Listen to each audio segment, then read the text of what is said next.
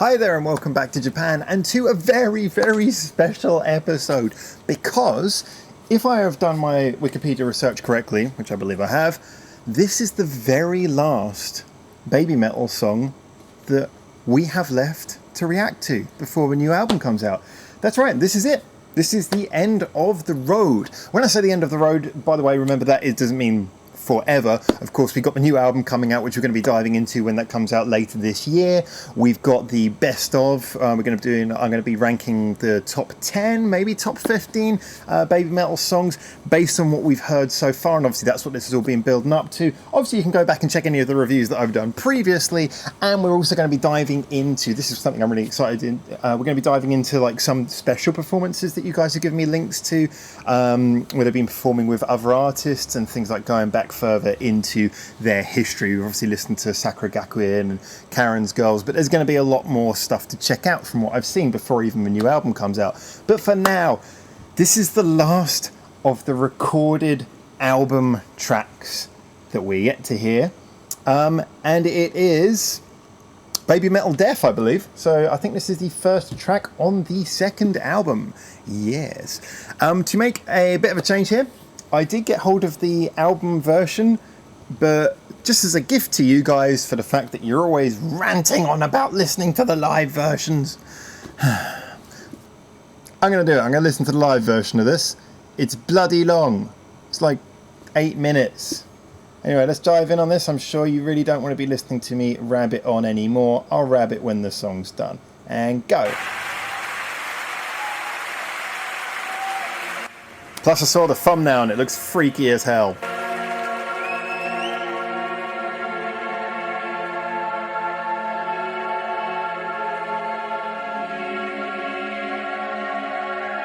It's like the invasion of clip art. Sorry, I mean like weird 20-year-old fonts.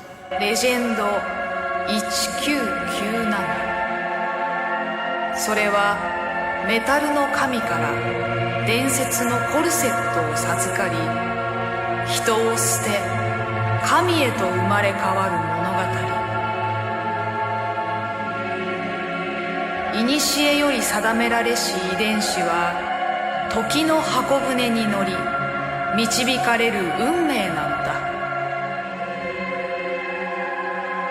Actually, I really like the choral bit happening in the background, but it's for a band with so much money, they do have some really weird cheap intros that they do sometimes. 残された時間はあとわずか。 Here we go.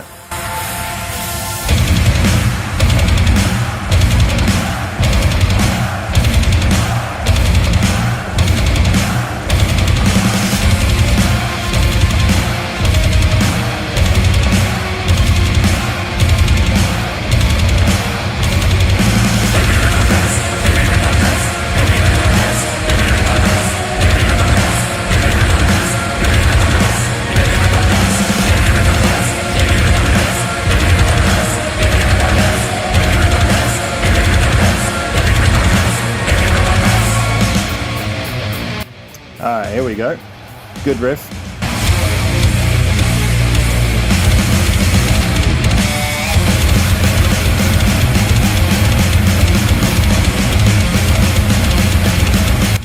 I mean, as it's the first track on their second album, there's no surprise that it's all about the intro, and the intro so far is great. I love the way they're building it up, but it's what happens afterwards. Can it really deliver on this much build-up?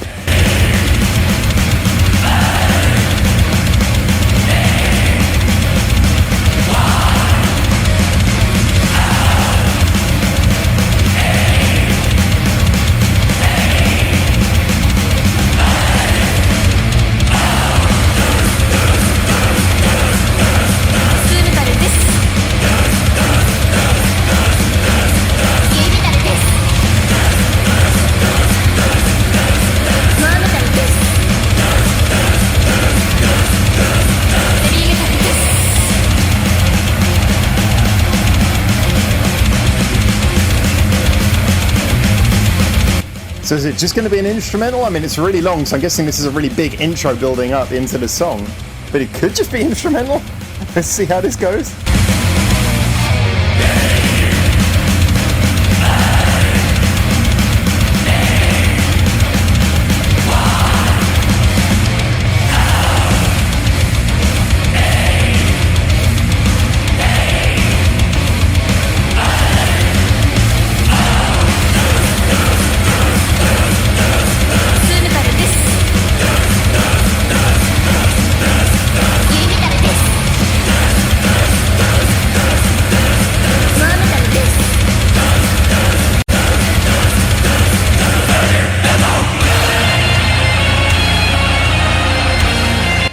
such a big introduction for them, and they're kind of there, so they appear to be reading their names out and like saying who they are, but they're just saying it.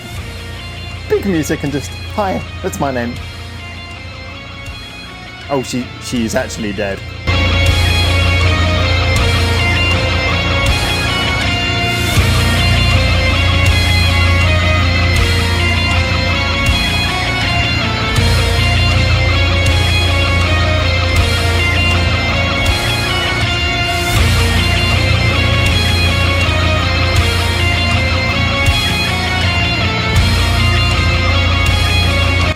That cross is too small, you'll never get the nails in.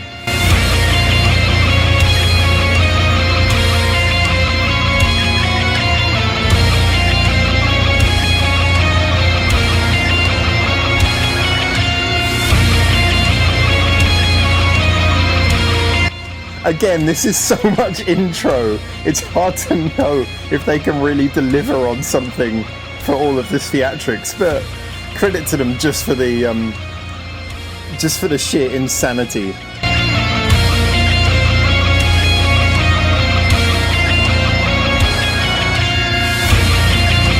It's like a metal version of the set from the end of the second Indiana Jones film.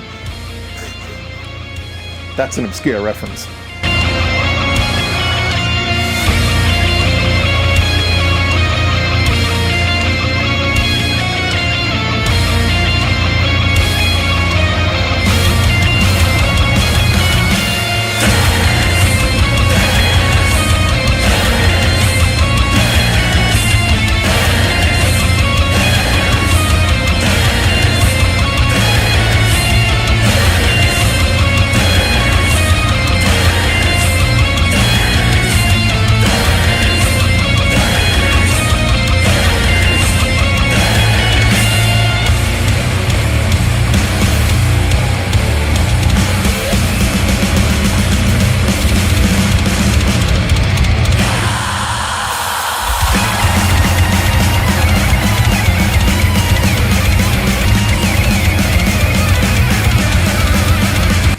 Cool. Nice guitar solo actually there. I think even though it's a bit excess twiddling, it is, you know, it kind of works considering it's been built up to so much. Just kind of, this is the insane, lots of twiddling, lots of shouting bit, lots of jumping.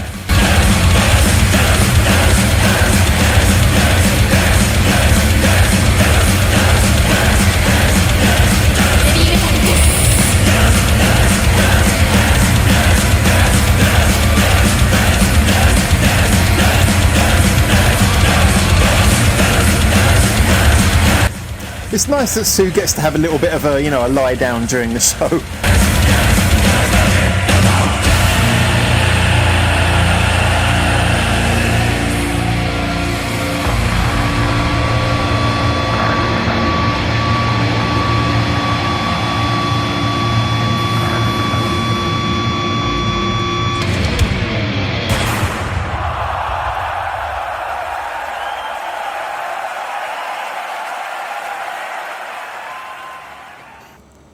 Alright, fair enough. Oh, well, a lot to unpack we do have. Alright, so where to begin? I mean, first of all, obviously, this is a hard song to judge on the normal song merits anyway, because like I say, the one thing I checked first of all, this is the intro from the album, as I'm sure you guys know.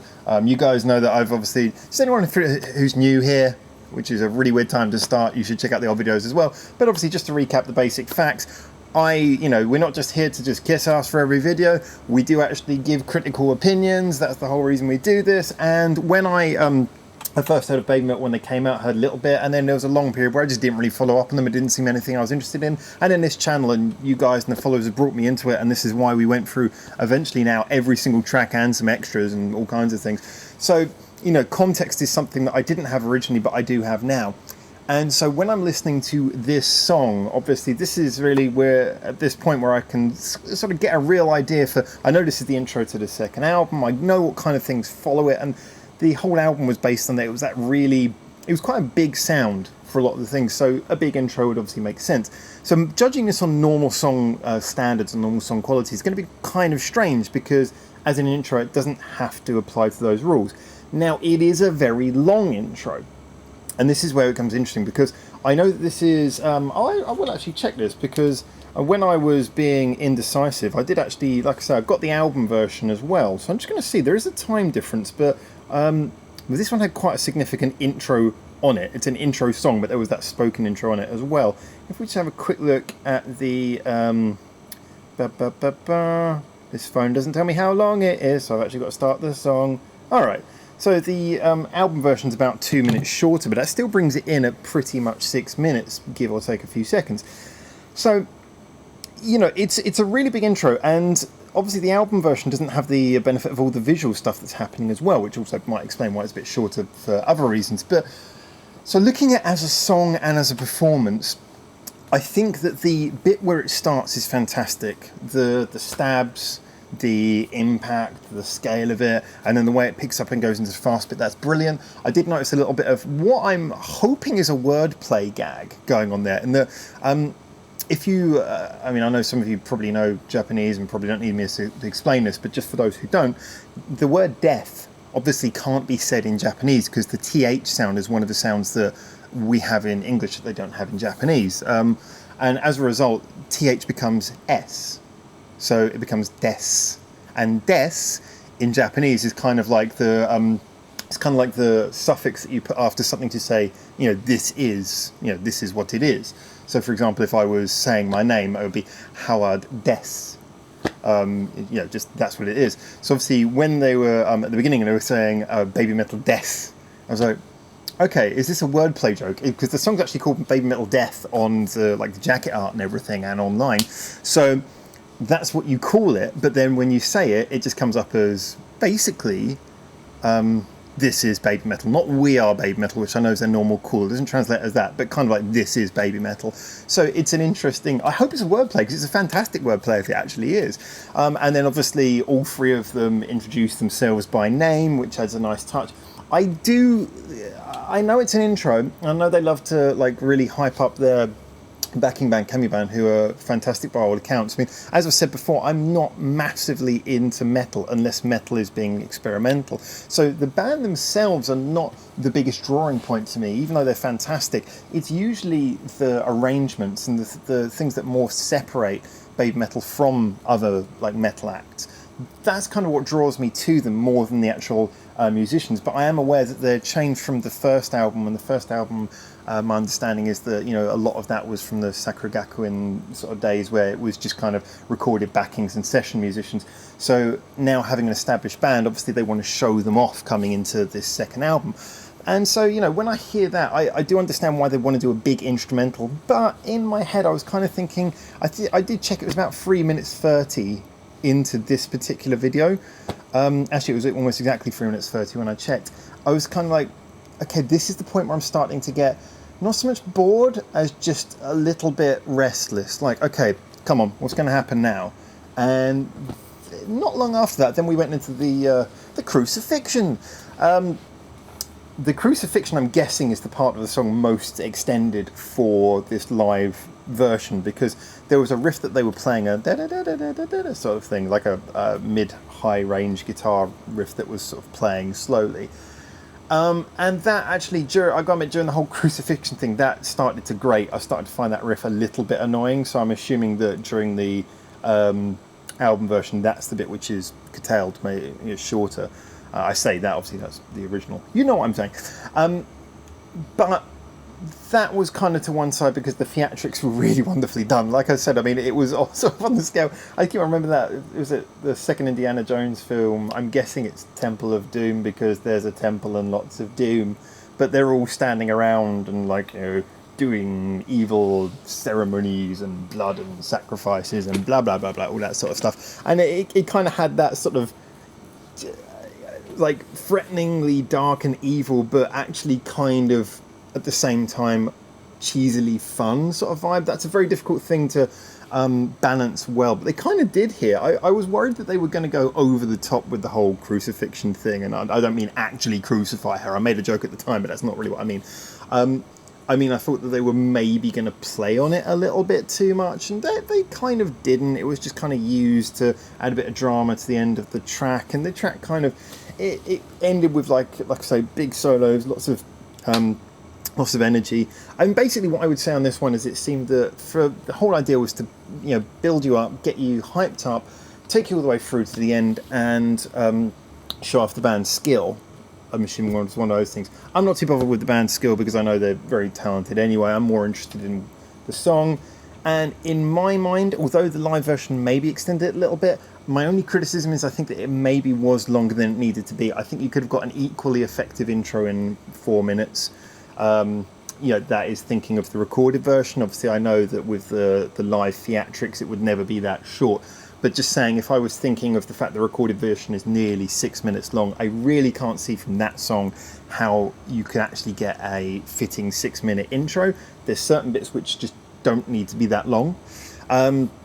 And there's something about, you know, if you want to get people really hyped up, you don't have to just keep on hammering in the same riff. You can keep on kinetically changing things. In fact, the best parts of this were when things changed really unexpectedly. I mean, like I say, that bit at the beginning where it turns from like the big loud hammering sound and shoots into the fast bit. The bit where after the crucifixion scene, it bursted into the guitar solo. Like I say, that sort of guitar solo normally wouldn't really be my thing, that style of playing. But just because it was adding a sudden kinetic change right after the big dramatic slow bit that kind of ground on for a while, it ended up being something where I was like, yeah, okay, cool. That's actually, now that's just great because it's just like the madness that follows. So yeah, as intros go, that's bloody brilliant. Probably doesn't need to be as long as it is. Live version I can completely understand because, you know, they're playing to the crowd and obviously the crowd don't know what's going to happen. Totally understand why the live version was actually, that's the strange thing. The live version, I can understand them getting that to 8 minutes. That makes sense. The recorded version, I cannot see how that got to 6 minutes. I would imagine that would be better served as being much shorter. But I didn't check the recorded version, I checked the live version, as you guys obviously wanted me to. But yeah, anyway, fantastic stuff, and that's it. That is it. We are done on the first 2 Babymetal albums in their entirety. Unless someone jumps out of the woodwork and tells me I've missed something, I was on Wikipedia, I went through, and while I was on there, just to make sure I didn't forget anything, I actually sat on my YouTube page, searching my page, just to check each one came up. I was like, yeah, thought I did that, thought I did that, thought I did that. They're all done. So, the next step, like I say, obviously, I'm going to be a bit of a cheesy bastard and say if you want to like and subscribe, then go ahead and do that. But the big step for me is we've got the new album coming out. And before the new album comes out, because they've been very vague, they said it's coming out this year, but they haven't said when. And obviously, we're only halfway through the year. We've got a lot of things. Obviously, the big one is we've got the Babymetal Top 10. I think it's going to be Top 10. I don't think I can really differentiate a Top 15, but I'll have a look and try. We've got the Babymetal Top 10. We are going to be going through. So I'm going to be going through some of the links that you guys have given me to some of the more obscure references to either the members or to things they've done in live shows that wouldn't come up in their normal stuff.